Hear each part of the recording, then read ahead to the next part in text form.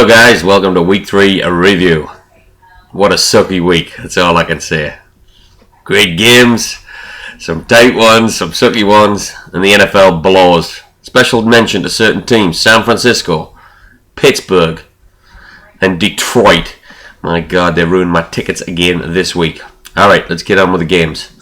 Special mention to G.I. Joe, top scorer of the week, well played. 196 points, awesome play. Unfortunately, you were playing me, you ass. 175 points, and you kicked my ass. So I wasn't very happy about that, but great play all around from your guys. Some excellent scores. No real cracking standouts, but some excellent performances just all round. I mean, really good scores. Well done. Bears defense, 33 points. Unbelievable. Rice, Welker, Wallace, good play. Against my superb lineup, of course.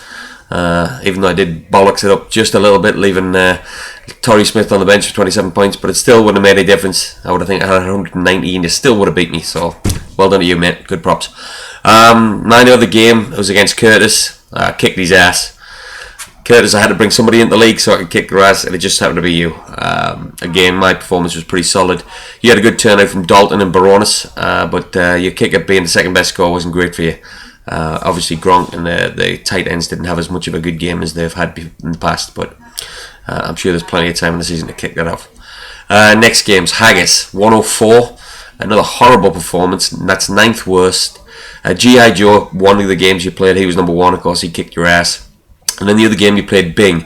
I can't believe everybody's given Bing a free pass again, but he's 136 points, useless.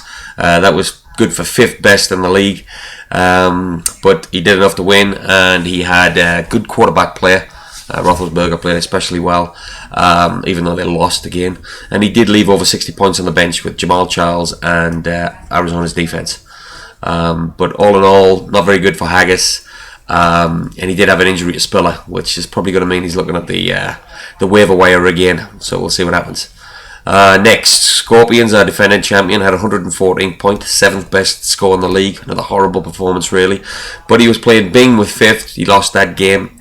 But then he played Underdog, who had the 10th worst score, so he came out smiling like roses. Steady quarterback play from Scorpions, and another good turnout from Decker. I think it was going to be a dark horse. I think he's going to get a steady performance all year. Underdogs, Swab and Gonzalez played very well, but his next best player then was the kicker. And after that, it was pretty much not so much. Very good. Again, there was some bad performances in the NFL this week all around, so maybe that's not the way it's going to be going forward. Next guy, French Army.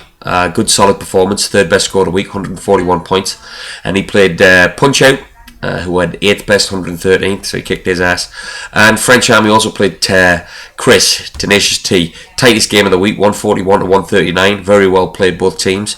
French Army, steady play. Apart from his tight end, he had a big fat 0, and he left Jerry Cook on the bench with 13 and not 14 points. So he could have ended up with an even better score if he'd tried to.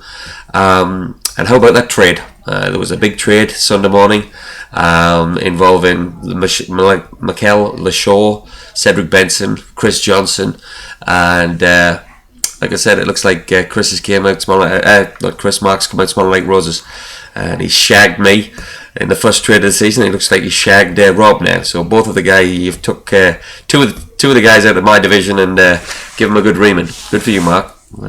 We'll see about that going on in the season. Tenacious, good play from Fitzgerald and Johnson.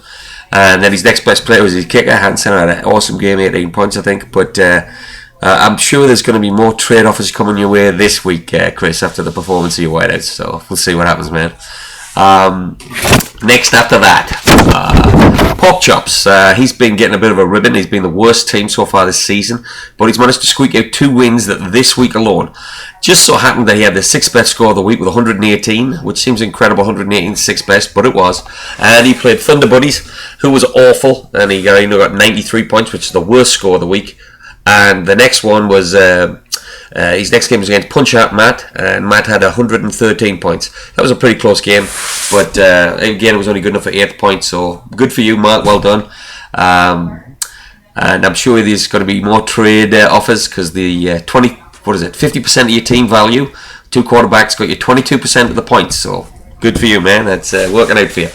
But apart from that, you had good performances from Nate Washington, and you left the Falcons on the bench and Washington on the bench, so that could have given you a better score. MJD was solid, of course. I like him. So moving on. Punch out, really only 2 good performances, Harvin and Gresham, but he did leave Heath Miller and Seattle on the bench, which scored quite a few more points. So it could have been interesting there. If there'd been optimum lineups in there, it could have been very close. Who else is next? Honourable mention there to a couple of teams, and that is Curtis, who played TT. Curtis this week was not very good. He had 11 bet score, and TT, Tenacious T, got that. They were ranked as the 2 worst coming in from the pre-season draft review by Mark. So we'll see what happens going on in the season. And finally, the worst game of the week. Thunder Buddies versus Underdogs, combined for less than Joe's score alone. It was pretty horrible all around. And I'm sure that going on for the rest of this season, we're going to see some more trading. And you never know, the waiver wire could get hot again with these injuries that are coming up. So let's see what happens. Maybe later on this week, I've talked to Rob already. We might be getting together on Friday and see if we can do a preview of the week's games coming up. So with that, I'm going to sign off. Wish everybody good luck. And hopefully some of these performances in the NFL go to more of what they should be doing. All right, catch you later.